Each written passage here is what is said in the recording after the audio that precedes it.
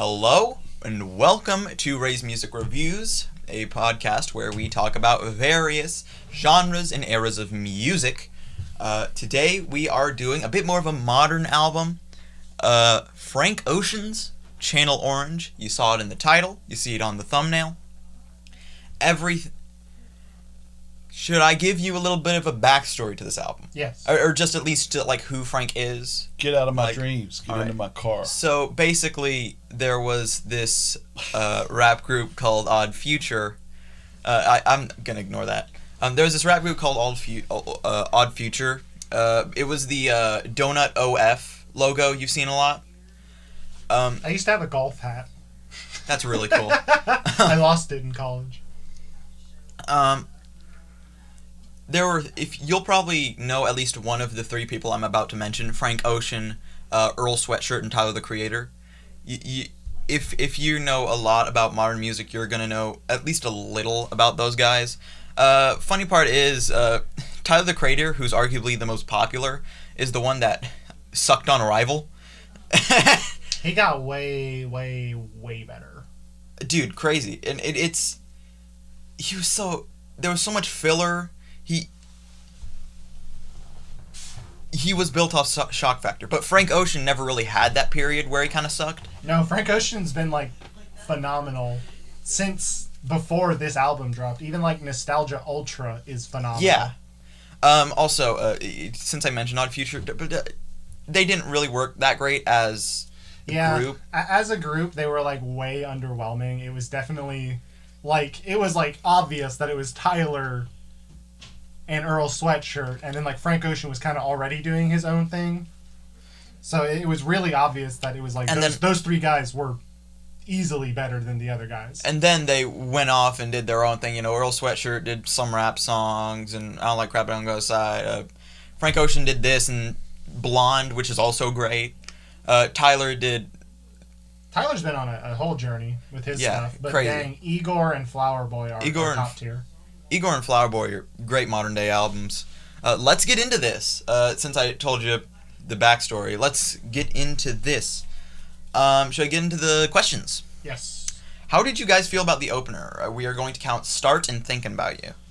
Thinking About You is one of my favorite songs off the album. I love it. Yeah, it's so good. It's just perfect. And I think it sets the tone right out the bat. Yeah. Which is kind of why I'm not the biggest fan of Start. I mean, I'm not the biggest fan of a lot of the interludes on this album. It's 50 seconds? Yeah. They don't seriously harm the album for me, but I don't know. It always feels weird when it's he's flicking through the channels or something, which is the whole Channel Orange. Right. Yeah, that's the thing.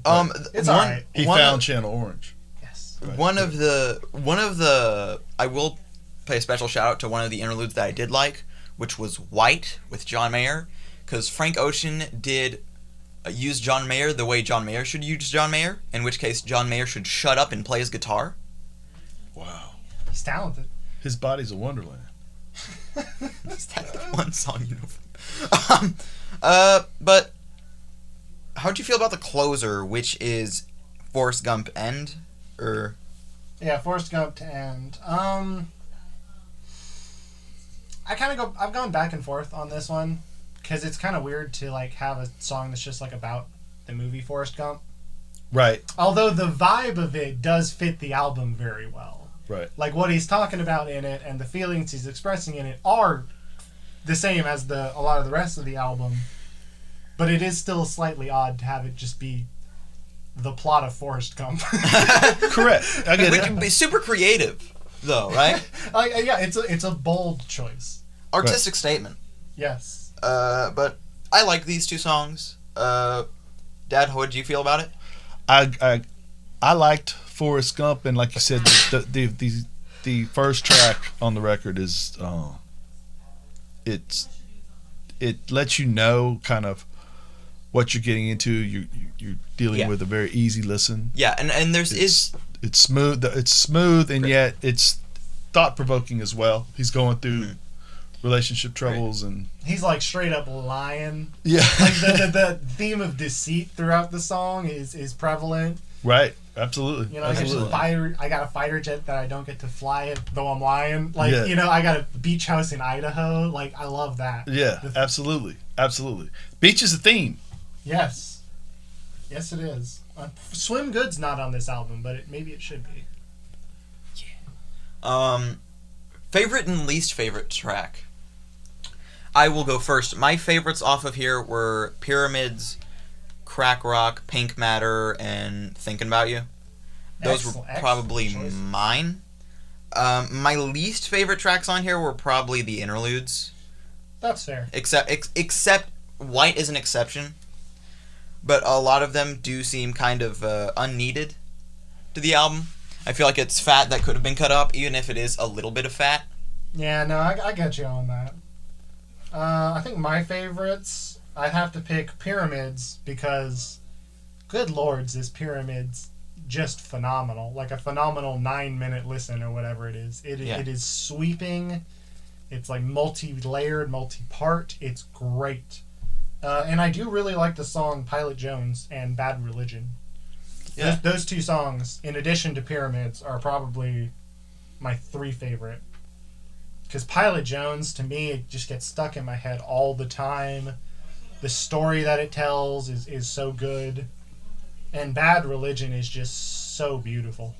You know, just even the story it tells with the whole using this taxi driver as your shrink, talking about if it brings me to my knees, talking about unrequited love. Right. I mean, this was him talking about his sexuality too. Right. It was just, it's beautiful. That's probably my favorite song. Absolutely. And I think we've all, well, I mean, not all of us, but I've had a lot of conversations with cab drivers, Uber drivers over the years, and they are always beneficial.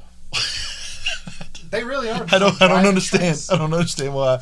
Maybe it's because I don't live in a city where I do it a whole lot. I don't drink anymore, so I don't do it a whole lot anymore. So when I do wind up taking one, it's kind of a formal, like, you know. Where are you from? Yeah. Okay. You know, Yeah. that kind of thing.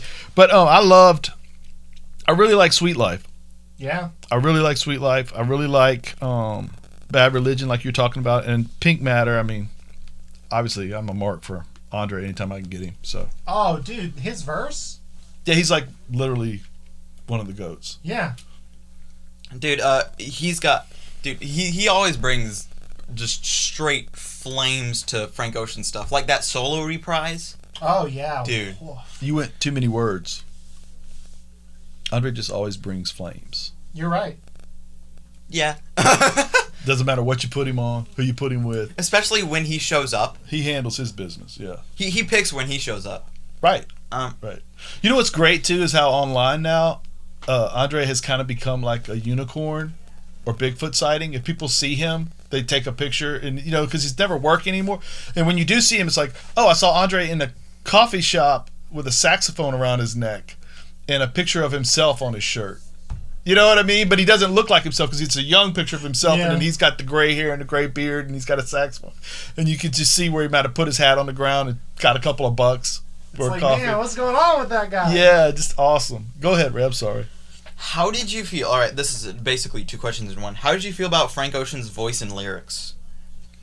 Oh, I think he did well. Yes. Did wonderfully. Yes. His voice was just incredible throughout the album. And about the lyrics, I think there needs to be something said about how this album deals with multiple emotions near flawlessly. Yes, just back and forth between lines. Well, he's coming of age in front of you. He's negotiating with himself about who he is and about how his relationship should go and things like that. That's really and what he wants in his life. Absolutely. Yeah, and also the counterpoint of where other people are in their lives and how they've been raised differently, or you know, that's not really a problem. You think it is. That kind of thing is also an undercurrent through the record. Yeah, it's really like good. with super rich kids and stuff. Absolutely.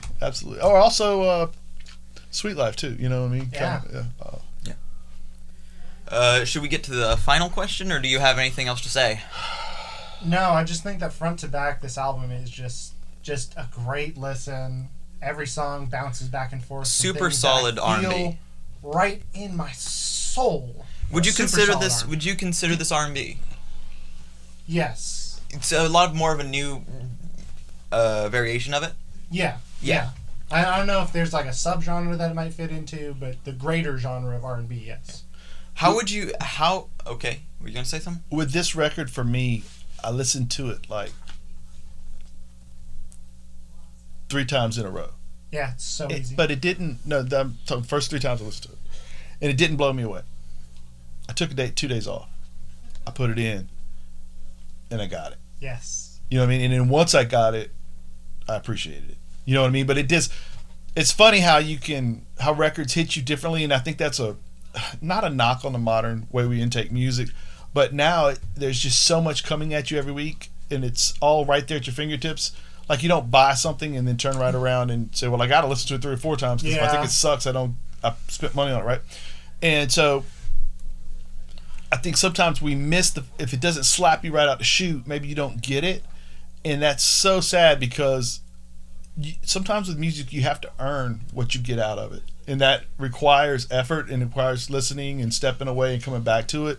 And I wouldn't have done that to learn to appreciate this without the fact that I was doing this, you know what I mean? No, I felt that way with like a lot of the records we listened to, where it's like the first couple times I'm like, well, yeah, this sounds like I expected it to, and it's like, the U2 album was one of these. It's like the first couple times I went through it, and I was like, this is U2. I remember you this said is indeed U2. I remember you said that about Mad Villainy. And to a certain extent, Mad Villainy, where like going through it, I was just like, man, he's rapping fast, and it is complex and all that, but I didn't like really feel it until like the third or fourth time I listened to it, and then the fourth time I listened like while reading down the lyric sheets, and that's when it clicked for me. Right. What was that one song, Figaro, where you like rhymes every word? Oh, it's like some of the things, especially when you're like literally visually looking at it, and you're not just hearing it, you're seeing it. Same you're thing. Like, what?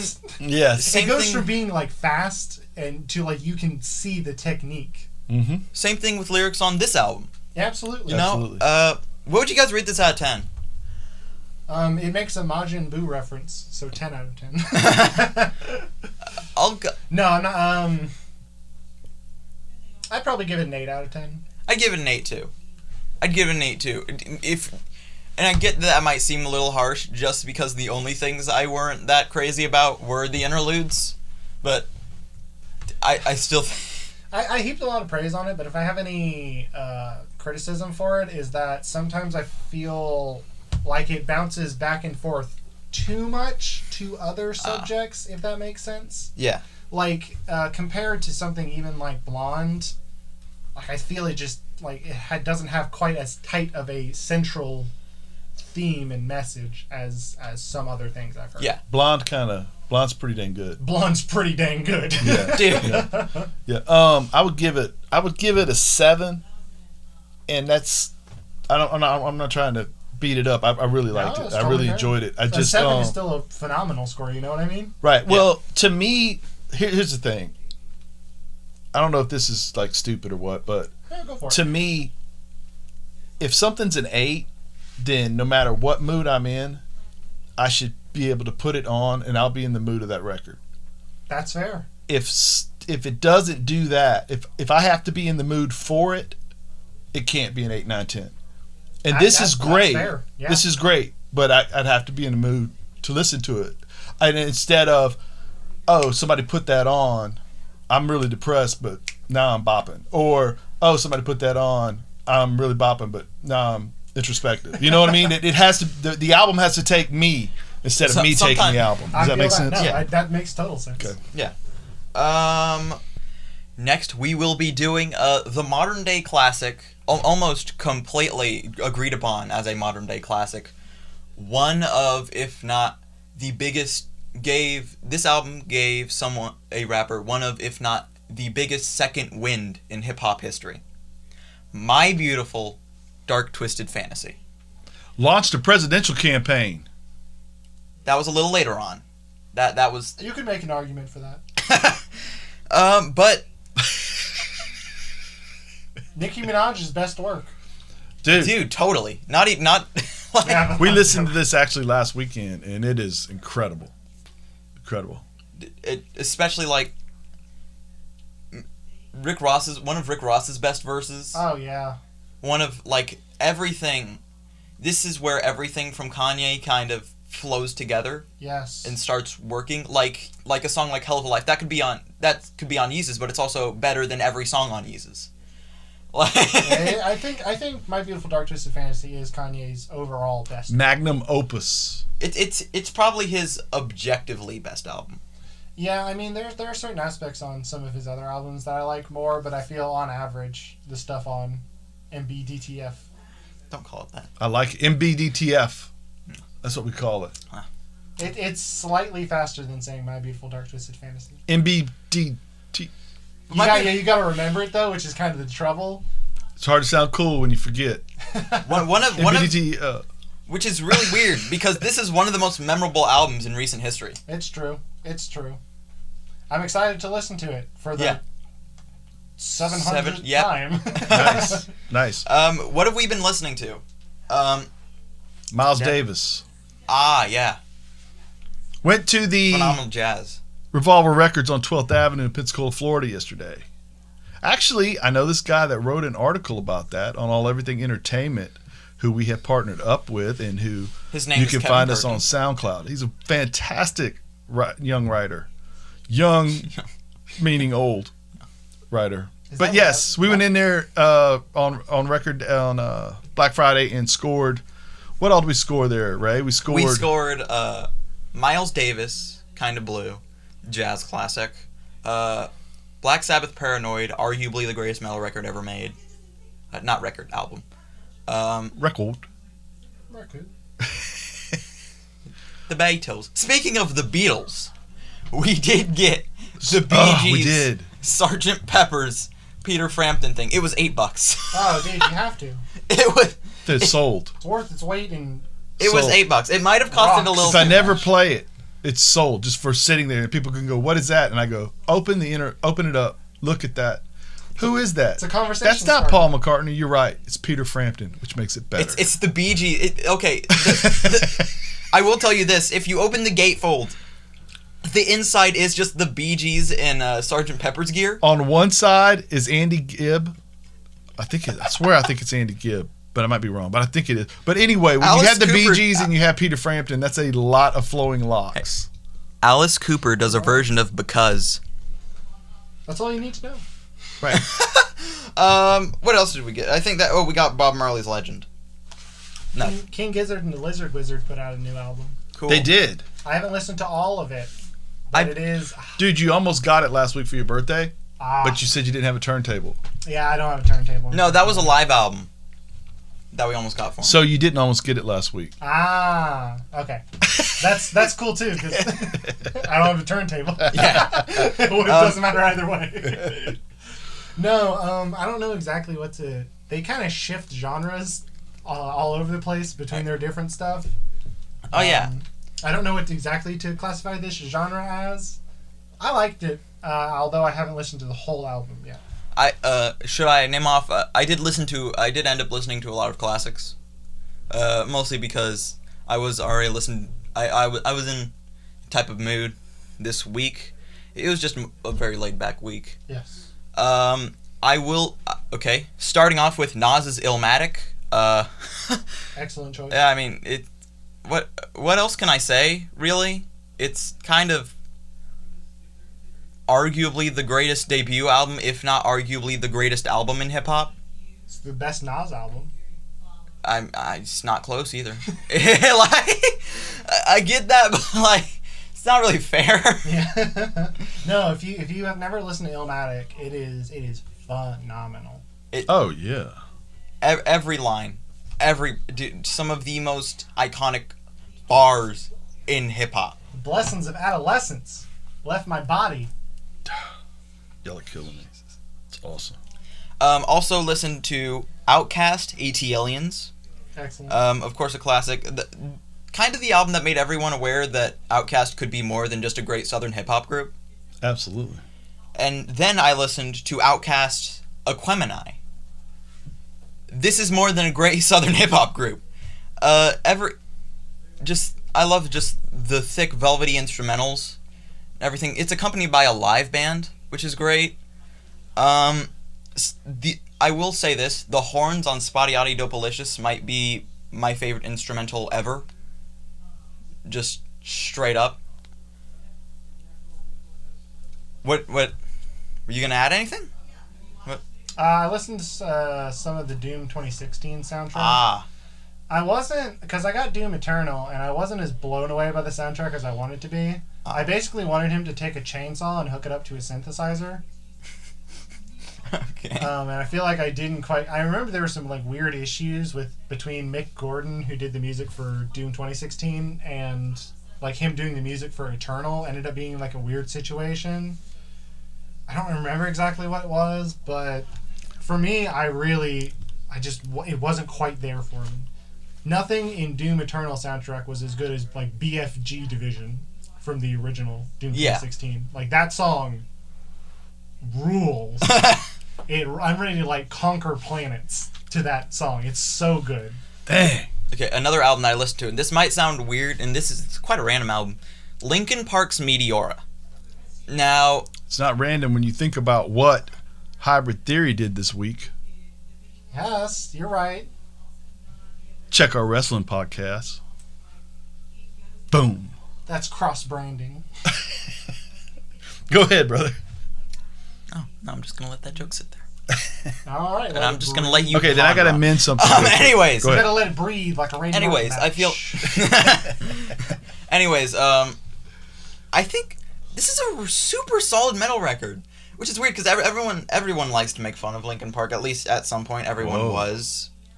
There was a point where a lot of people do make fun of Linkin Park for their I think they're lyrics pretty and good, stuff. man. They're pretty good, dude. And what surprised me, this is a legitimately super solid alternative metal album. There's like a whole generation of kids out there that, not kids now, but they're It's like Yeah, approaching 30, right? Yeah, I was about to say, to me, they're my kids, age. right? To me, they're kids, right? But literally that was their U2, that was their Stones or whatever, I right? grew up watching Naruto anime music videos set to Linkin Park. Right. I grew up on that. Mm-hmm. That's also partially the reason why people when you Oversaturation. when you grow up listening to it, you're like, oh yeah, In the End by Linkin Park, and it's like I've heard that song hundreds of times. Right. Throughout my teenage years. It's great hate. When somebody reaches the status of great, you start to hate it. Right. It just the oversaturation, the fact that people do so often look back on things from their past with regret. Yeah. Like, I liked some bad music when I was younger, but that does not necessarily mean that all of the music I listened to was bad. But you Right. can kind of just group it into that. Right. I And two, that genre and took it some was hits. kind of a as time thing went where on. absolutely metal in the early 2000s, late 90s was just a wasteland, kind of almost might be the worst place that the genre was ever in. And Linkin Park, System No, I of think a, that's true. It's like way better now. like Linkin Park Papa Roach, dude. All right, we can't say anything after that. We have to end the Man, podcast. I'm done. But like guys like Linkin Park and System of a Down were kind And of the Papa Roach. only. This is my last resort. I'm sorry. What now? I like how you keep interrupting my thing, Go and ahead. it's just great because it's just kind of have to piece it together. It's like putting together a puzzle piece, and then you just pick it up and slam it on the floor. mud. Oh, thank you. Now we're talking metal legend. Big Three, Papa Roach, Puddle of Mud. But all Who's the third? Limp Bizkit. No, Limp Bizkit's later. Limp Bizkit's earlier. I mean, yes, they're older. Right.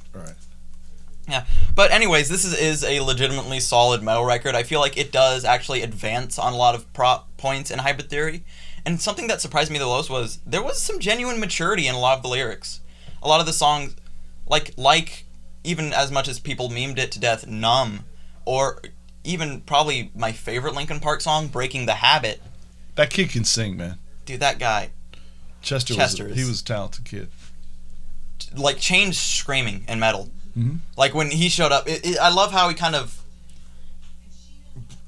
has the bridge between, like, musical and non with his scream. Melodic and yes, Yeah. absolutely. And I also love and I also really like it, even though Mike Shinoda, my one problem on here is that Mike Shinoda's rapping can get a little every now and then. But it's always to build up to Chester's hook, which he usually saves it. So In football, when a defensive back drops a pass, they say, well, if he could have caught that, he'd be a wide receiver. If your boy was really great at rapping, he'd have been a rapper instead of Chester's hype man. yeah. There's some truth to that. I've actually been thinking of doing. I've actually been thinking of like doing a classics review of this album, mainly because I think Linkin Park are an interesting phenomenon in the world of music, mostly because that there's absolutely. one group of people that looks back on them very fondly, and one that looks back on them very. And they literally Not great. sat in the same classrooms. That's Yeah. kind of a neat thing, right? And they listened to them both in the same school. Okay, a little bit of business before you wrap this thing up. You got something else? I got like two other albums. Go. Nirvana's Bleach, probably the least good Nirvana album. Still good. The bar is pretty high. In Yeah, terms of, like, especially how- when the other two are Nevermind and Utero. Yeah. Another one, Weezer's White Album. I remember really liking this album because of the way it did kind of breach the gap between Blue and Pinkerton. I think this is their third best album. I think especially their best album after they released Pinkerton, which is weird because it's like 20 years older. It's like this released in 2016, Pinkerton released in 1996, so it is 20 years older. But it's still really good. It does kind of mix like pop and dude, when Weezer work, they work like a charm, which is why it's frustrating as hell when they just don't work, because they can. Rivers Cuomo is quite the songwriter. Everybody in there works. My favorite song off of Weezer's White Album is probably Do You Want to Get High, but mostly because it does go back to those Pinkerton roots, a bit to where they were more abrasive and kind of depressing. That's the vibe. Absolutely. Are we going to wrap it up? I have one point of business. All right. Earlier I said that was Andy Gibb on the inside. It would not be, in fact, Andy Gibb. It would be Barry Gibb. Oh. The Bee Gees. Andy was he was younger than them. We're still talking about this. Well, I don't want to be wrong here. When I said Andy Gibb, I knew it was wrong, so I had to go scroll through it and find it. 'Cause Accuracy is correct. Barry Gibb. I don't want to be wrong. I don't like being wrong. When you say something and you know it's wrong, correct it as soon as possible. That's the way I feel about it. And I listened to a lot of Billy Ocean this week. Nice. Caribbean Queen, Get Out of My Dreams, Get Into My Car, Suddenly. It was something. It was Beautiful. It was certainly Love Billy Ocean. It was music Don't lie. that was made. You were loving it. Loving that. I was confused the whole time. Okay, Anyways, wrap it moving up. right along. Let's wrap it up. So next week we are doing Kanye West, My Beautiful Dark Twisted Fantasy. Signing off. This is a Go Home Heat production. Copyright 2020. Go home.